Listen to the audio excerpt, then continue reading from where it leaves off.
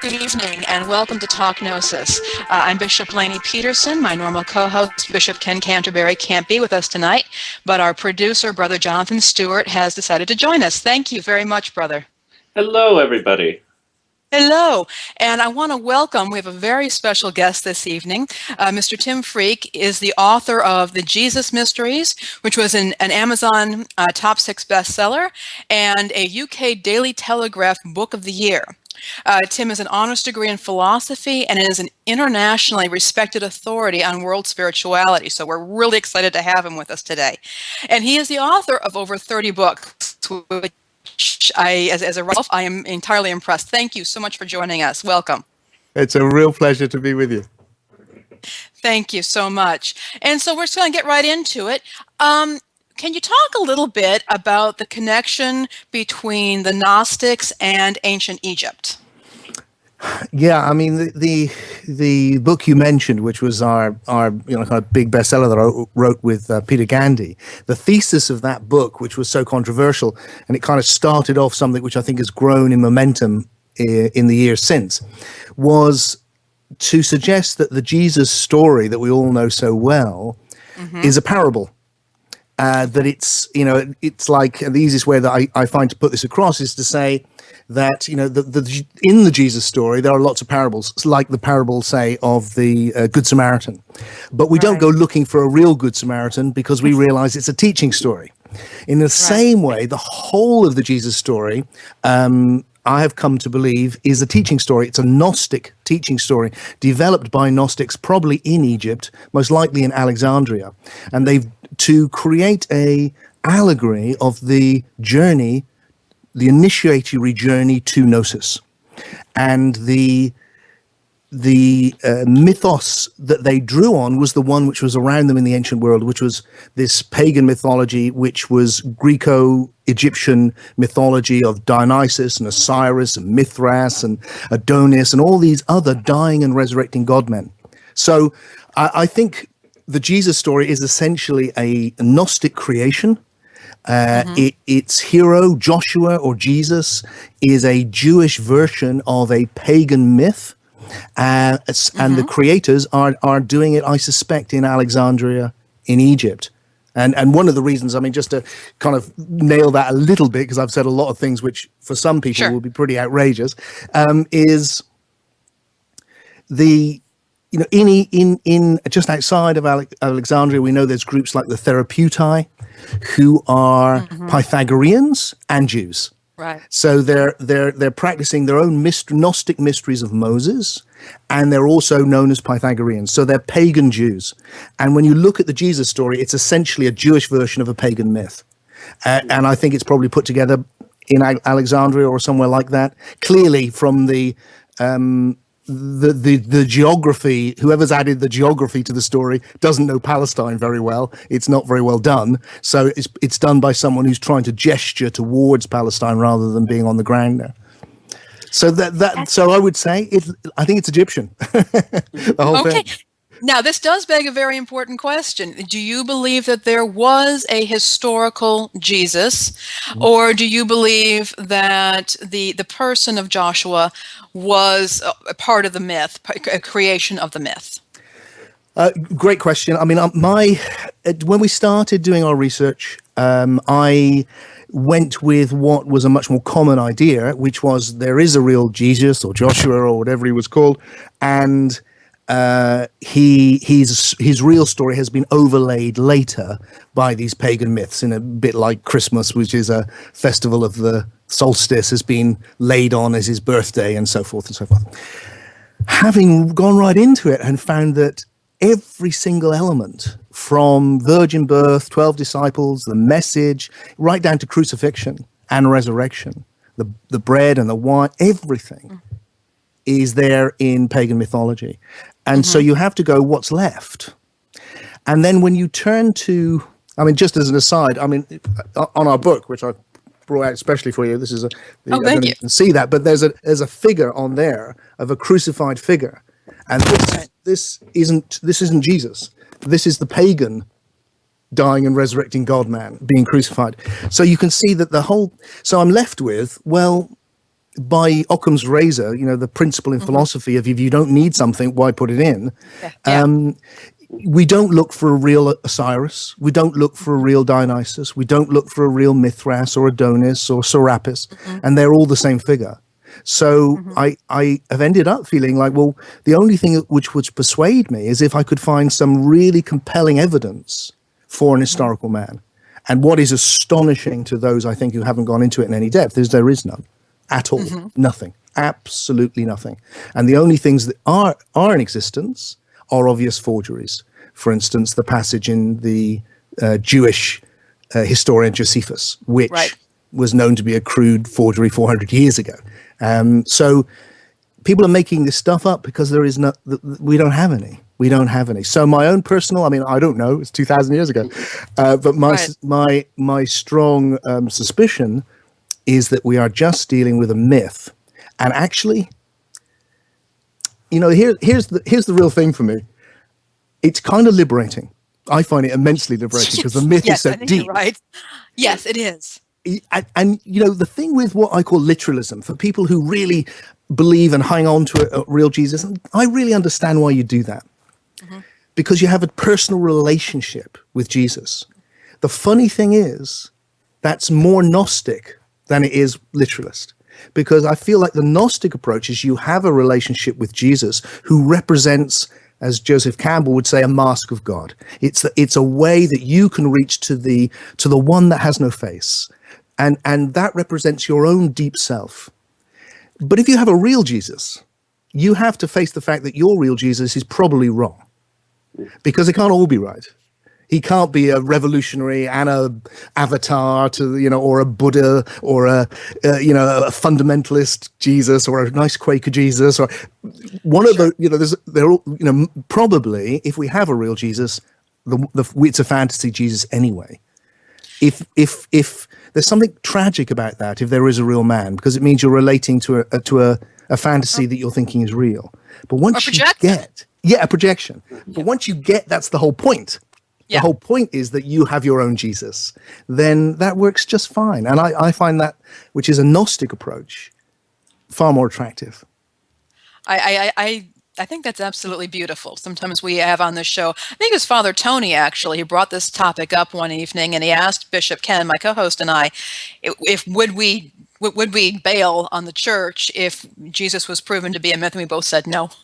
This is for us far more. There's far more to this than the historical person. So one of the things I love about the Gnostics so much, but we certainly get that in their text where Jesus is one beautiful text where Jesus appears as a baby, then an old man, and then a youth, and then there's this lovely line which says, "And some saw him and realized they were seeing their own self."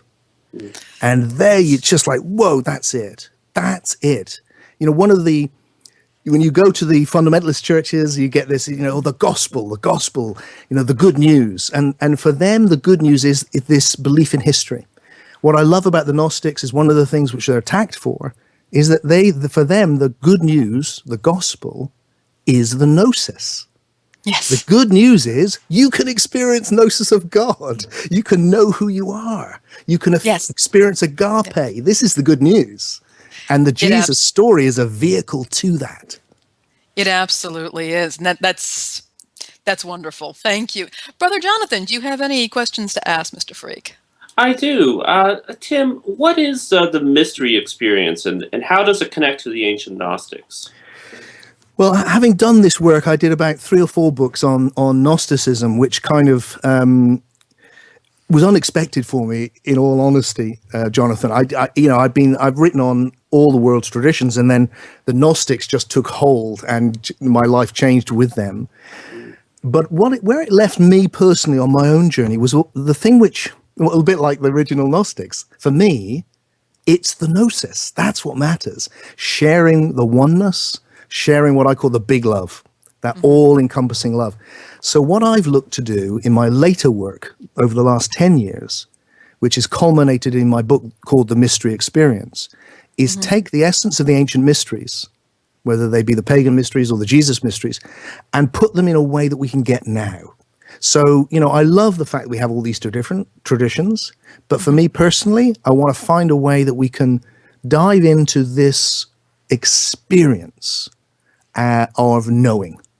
And that's what I share with people. And I'm just off to Japan, and then I'm going to Vegas, and I'm having them here, and it's like, and people from all cultures, all ages, all types come together, and just about everyone, just gets it. And, when you get it, you just know.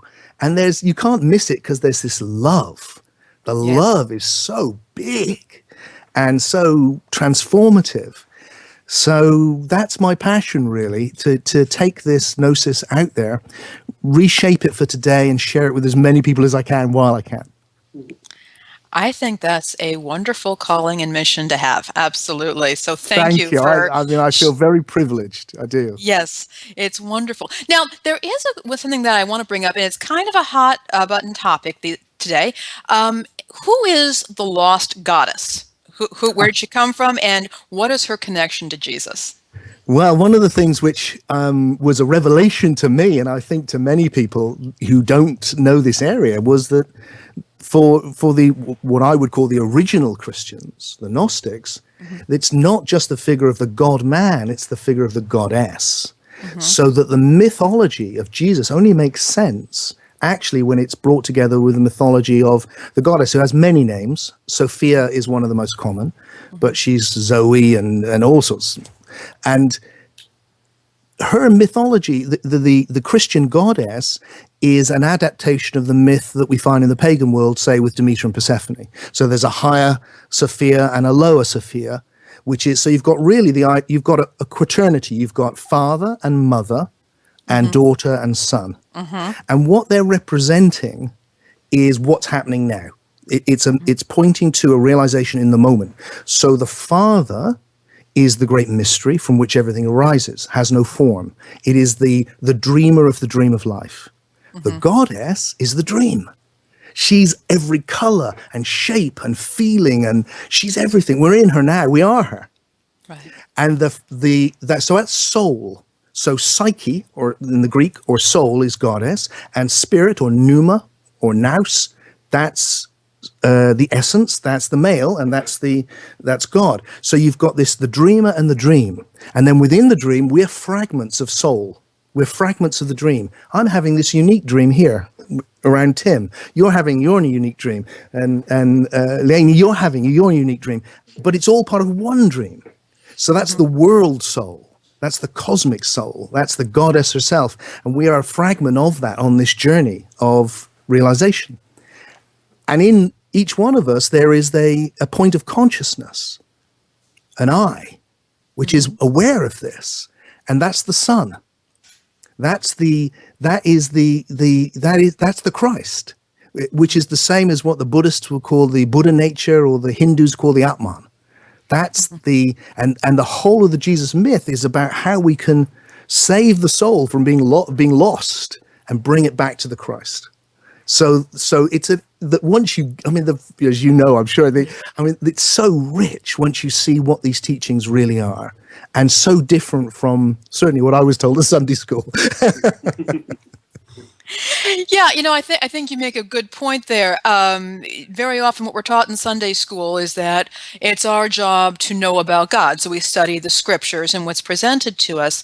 But for us Gnostics, we oftentimes begin with self-knowledge, because learning about ourselves, and the reason why we do that is we recognize that we are going to project a whole lot if we don't have knowledge of ourselves. And if we can do that, it becomes a lot easier to know about God if we have some knowledge of how we operate and the games that we play and our blind spots and whatnot. So I love the way you put that. That's wonderful.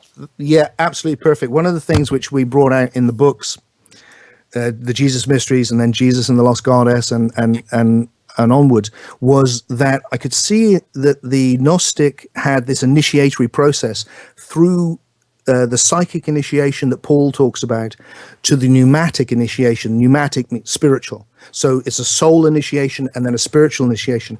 And I think the thread that goes through it, just as you've said, is the great